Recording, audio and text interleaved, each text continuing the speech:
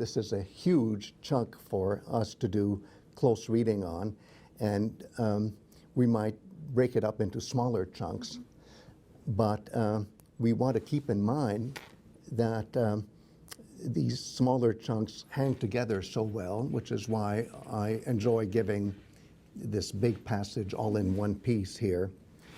And what a scene. Think of the fact that here, Odysseus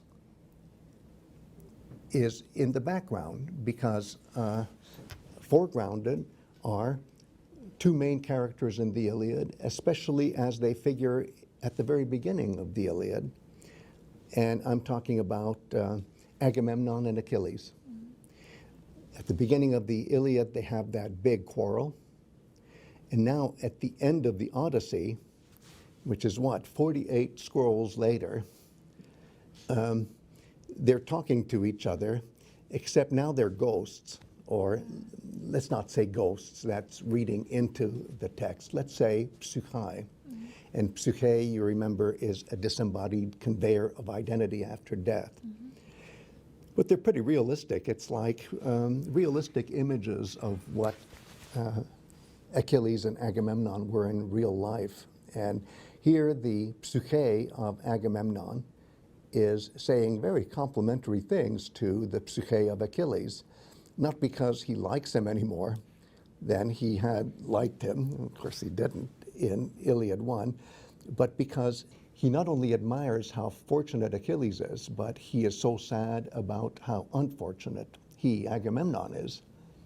I say fortunate. The Greek word olbios on the surface does mean fortunate.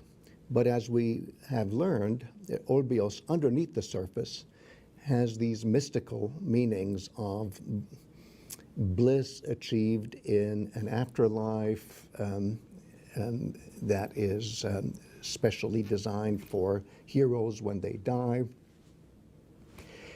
And so you might say that, sure, on the surface, Agamemnon is saying to Achilles, you're very lucky.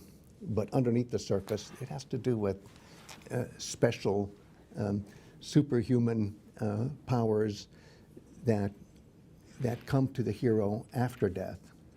And so Achilles is quite qualified for that. And why? It's because of his beautiful death. There it is, 37, you who died at Troy. And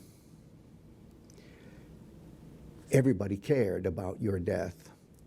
And then even the way Agamemnon, and I'll just say it that way instead of the psukhe of Agamemnon, just for a shortcut.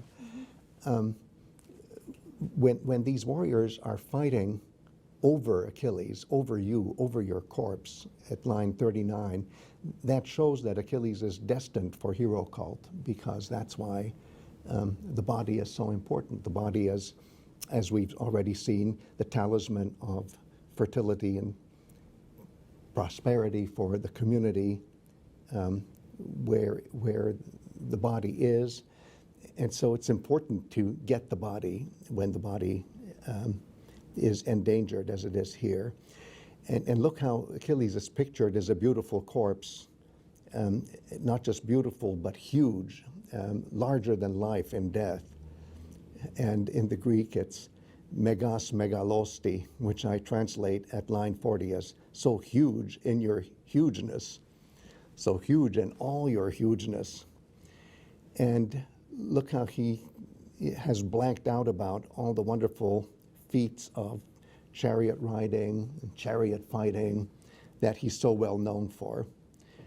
I love the way in the original Greek, there's talk here about just mentally blanking out. He's like the cartoonish figure where when you read when you see in cartoons a figure with X's where the eyes are, it means that the consciousness is just not there. It's just gone.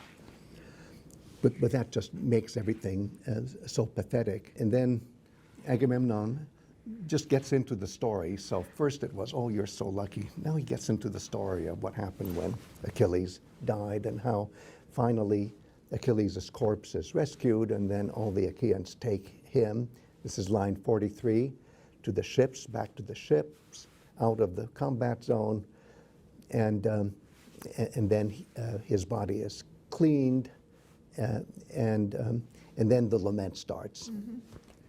And we all know by now that lament, especially as performed by women, as sung and danced by ensembles of women, that ritual act is so important for the preparation of the hero for an afterlife, a life after death. And the people who are doing the lamenting, well, they're pretty important because they're going to be led by the mother of Achilles, as we see in line 47. And there she is, Thetis, coming out from the sea as the Nereids, which is another way of saying Thetis and her sisters. While they are weeping, they're also starting to clothe. I'm looking at line 59. While they're weeping, they're clothing the corpse of Achilles in what is described as immortalizing clothes. And I translate ambrota, which is the original Greek, as immortalizing because it's already a hint that these aren't ordinary clothes. If you're suited up in this kind of funerary costume, it prepares you for eventual immortalization after death. So this is very special. But then something really wonderful happens. You and I, in another conversation, talked about the Muses, these goddesses of absolute memory, total recall, who know everything that happened in the universe, who know all the songs about everything in the universe. And look, here they're coming to this funeral at line 60, all 9 of them. In this version, there are 9 of them. In other versions, there'd be 3 of them, but we'll take 9. Take 9. And look what they do. They sing antiphonally with a beautiful voice. That means that they take turns.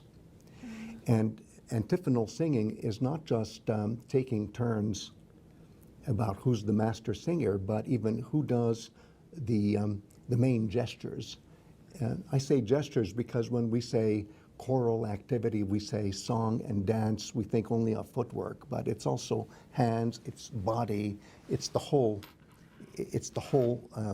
set of motor activities that goes on with singing. So it's singing and dancing. It really is choral. And there they are singing a lament.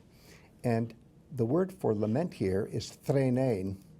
I highlight the original Greek word here in line 61.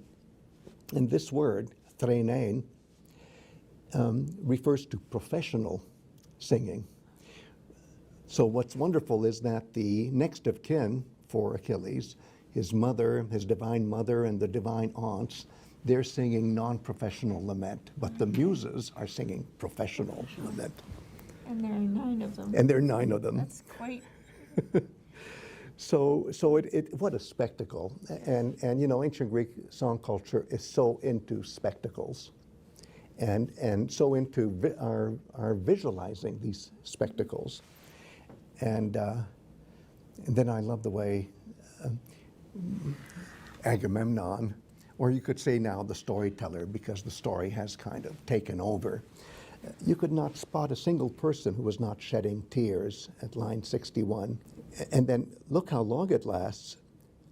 Line 63, 7 and 10 days and nights. So 17 days and nights. And it's not just the mortals who mourn Achilles, obviously these mourners and then all the Achaeans surrounding them, but the immortals, because Thetis is a very important immortal, even though she's only locally recognized as immortal. And then finally he gets cremated on the 18th day.